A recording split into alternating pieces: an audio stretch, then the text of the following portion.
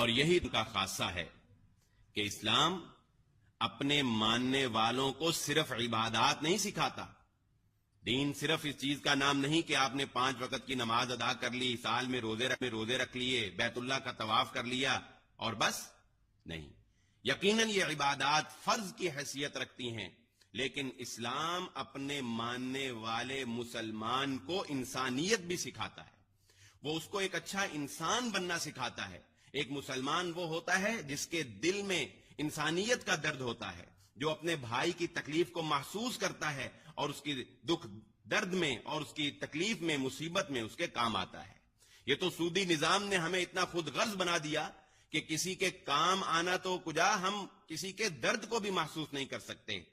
لیکن آپ کو اندازہ ہوگا اس حدیث مبارکہ سے، جس کو امام بخاری رحمہ اللہ نے اپنی کتاب میں حدیث نمبر 2545 کے تحت ذکر کیا، اور علامہ البانی نے بھی اپنی کتاب سلسلہ حدیث صحیحہ میں نقل کیا، کہ اسلام نے کس طرح سے انسانیت کا درس دیا ہے اور انسان کی کیا قدر جو ہے وہ اسلام نے بتائی ہے، جس کو اقبال نے بڑے پیارے انداز میں بیان کیا کہ ایک ہی صف میں کھڑے ہو گئے محمود و ایاز، نہ کوئی بندہ رہا نہ کوئی بندہ نواز.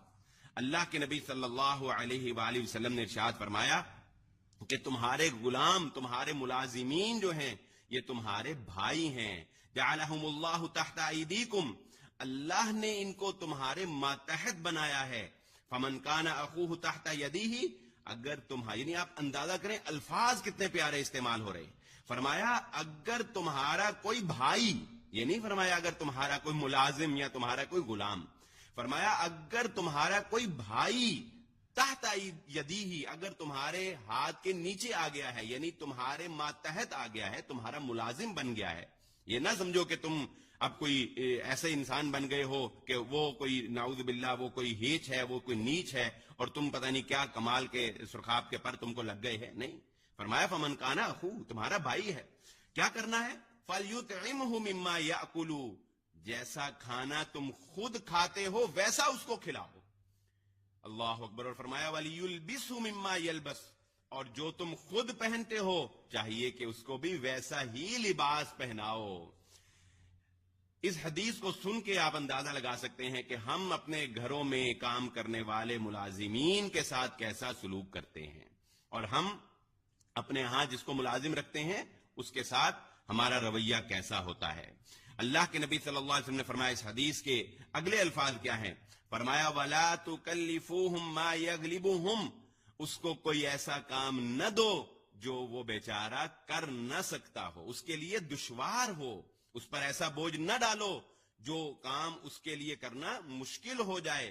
فرمایا اگر کوئی ایسا کام کرنا ہی ہو تو پھر کیا کرو؟ فَعِینُوهُمْ، ان کی ساتھ مدد کیا کرو. یعنی اگر کوئی بھاری کام آ گیا، کبھی کوئی زیادہ کام آ گیا، تو اپنے ملازم کے ساتھ مل کر اس کی مدد کیا کرو. یہ ہے وہ درس جو انسانیت کا درس ہے، جو اسلام ہمیں سکھاتا ہے، جو ہمارے نبی محمد الرسول اللہ صلی اللہ علیہ وآلہ وسلم نے ہمیں سکھایا ہے.